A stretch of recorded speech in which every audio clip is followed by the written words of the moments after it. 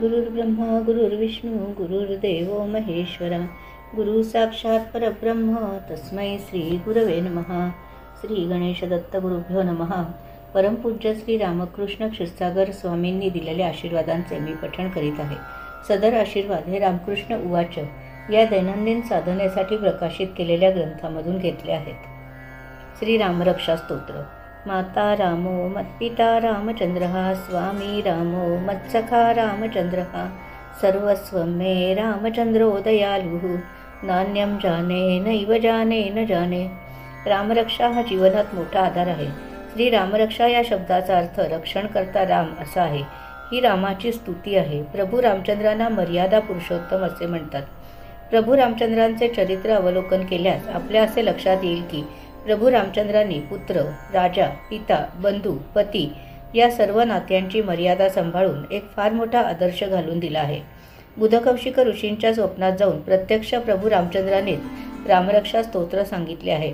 त्यामुळे यातील प्रत्येक अक्षर मंत्रमय व तारक असे आहे। बुधकौशिक ऋषींनी ही वाणी जशीच्या तशी लिहून काढली, तीच ती रामरक्षा। हातपाय धुवून किंवा शुचिर्भूत होऊन रामरक्षा रोज म्हणण्याने बुद्धी आपोआप कुशाग्र होते।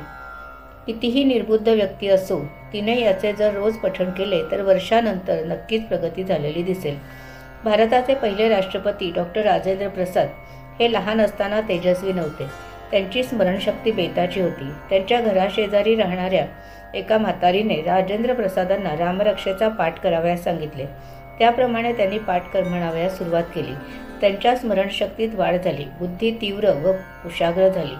अत्यंत मनोभावे व एकाग्र चित्ताने जर रामरक्षेचे पाठ केले तर 9 दिवसातच प्रचिती येते। नित्य रामरक्षा पठणाने शक्ती उत्पन्न होते, ती आपले सदा सर्व काय रक्षण करते। आबालवृद्धांनी रामरक्षा नित्य म्हणावी, त्यापासून निश्चित फायदा आहेच। रामरक्षेचे आवर्तन करण्याची पद्धत आहे। कोणत्याही महिन्याच्या शुद्ध प्रतिपदेला एकदा, द्वितीयेला 2दा याप्रमाणे चढत्या क्रमाने वाचून नवमीला 9 वेळा रामरक्षा पाठ करावा। जर भगवंताची स्तुती करता आली नाही तर या मुखाचा काहीच उपयोग नाही। नाना छंद, वाईट व्यसने ही रामरक्षा पठणाने कमी होतात। जीवनाची उन्नती फार झपाट्याने होते। जीवनावर फार मोठा परिणाम होतो। जसा दात घासायला केसांसाठी व इतर सर्व गोष्टींसाठी ब्रश आहे, तसाच मेंदूसाठी रामरक्षा पठण हा एकच ब्रश आहे।